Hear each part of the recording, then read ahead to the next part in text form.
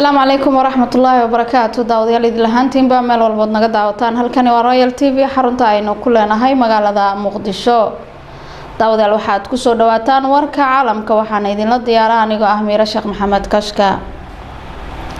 madaxweynaha dowladda federaalka Soomaaliya mudane Maxamed Cabdullaahi Farmaajo ayaa ka qayb galay xafladda qalin jibinta ardayda jaamacadda ummadda taasoo ka dhacday magaalada Muqdisho.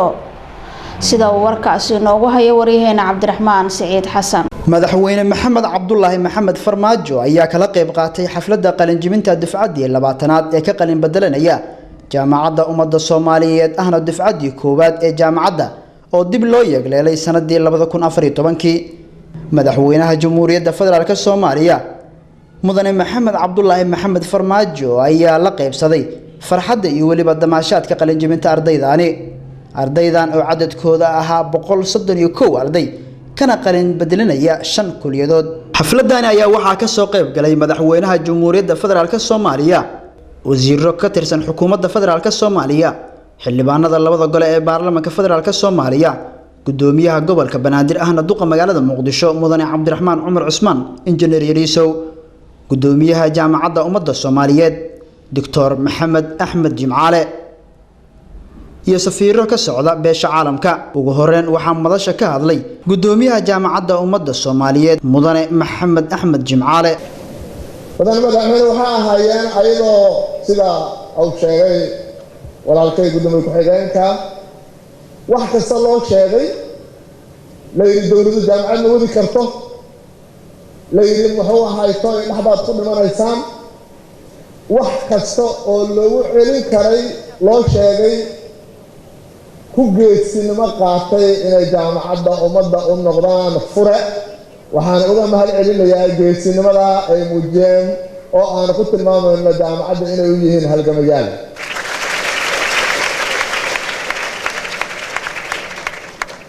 sidoo kaleeto waxaan rabaa inaan meeshaan aad iyo aad uga mahad celiyo macallimiintii jaamacadda ummadda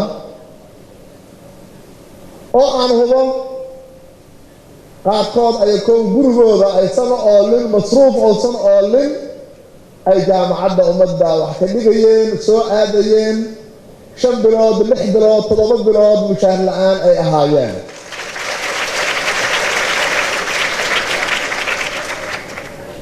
waxaan rabaa inaan hortaada ka qiro inay ahaayeen birlab, ayaga iyo ardadooduba inay birlab ahaayeen, u dhabar adeegeen, ay ka xishoodaan arday galaaska sugaysa inay banaanka joogaan amba ay raadsadaan muxuu ahaay shaqo kale inay raadsadaan ay ka soo dhabar adeegeen. waan u mahad celinayaa. waxa kaloo dhihi kara lama arke waxa weeye qarankiina ayaa idin abaalgudi doona, ilaahay ayaa idin abaalmarin doona, sababtu waxa waaye waa xooggiina ood ku sadaqaysateen ummadda Soomaaliyeed.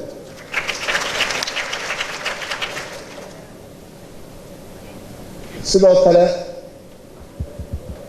dhabar adaygu ma ahayn keliya macallimiinta iyo muxuu ahaa iyo hormuudadooda, maamulka jaamacadda oo dhan ayaa sidaa u dhabar adeegay. marka waxaan leeyahay hambaliyo bahda jaamacadda ummadda.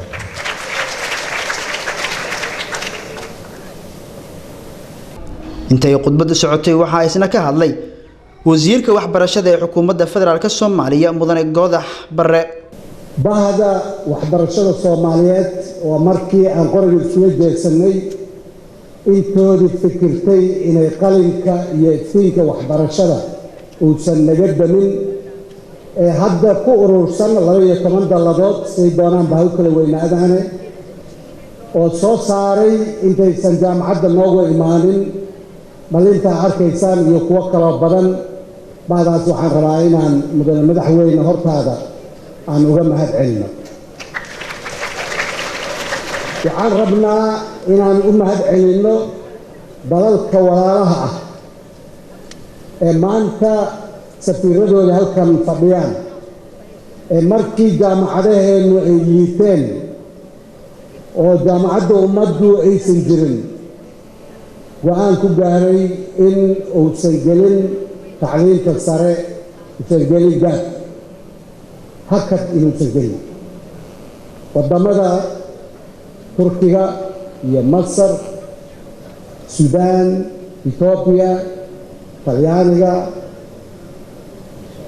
China, South Africa, wadamadaas waa wadamadii noo soo istaagay ee yiri tacliinta sare intay taabaqaadayso Soomaaliya.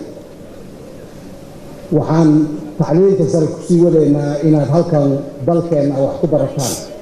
ha kala badnaadaan runtii qaarkood ilaa 300 oo scholarship ay sanad walba nasiyaan. ugu dambeyn waxaa xafladani soo xiray madaxweynaha Jamhuuriyadda Federaalka Soomaaliya Mudane Maxamed Cabdullaahi Maxamed Farmaajo oo bogaadiyay ardaydaani waxbarashadooda iyo in ay si laba jabaaraan aqoonta hadda ay qaateen. Caadi 20aad ee ka qalab gelisay jaamacadda ummadda Soomaaliyeed sidii loo dhisay aasaaskii jaamacadda. ahna dufcadii koowaad ee qalab gelisay sidii uu burburka loogu dhacay. xaqiiqatan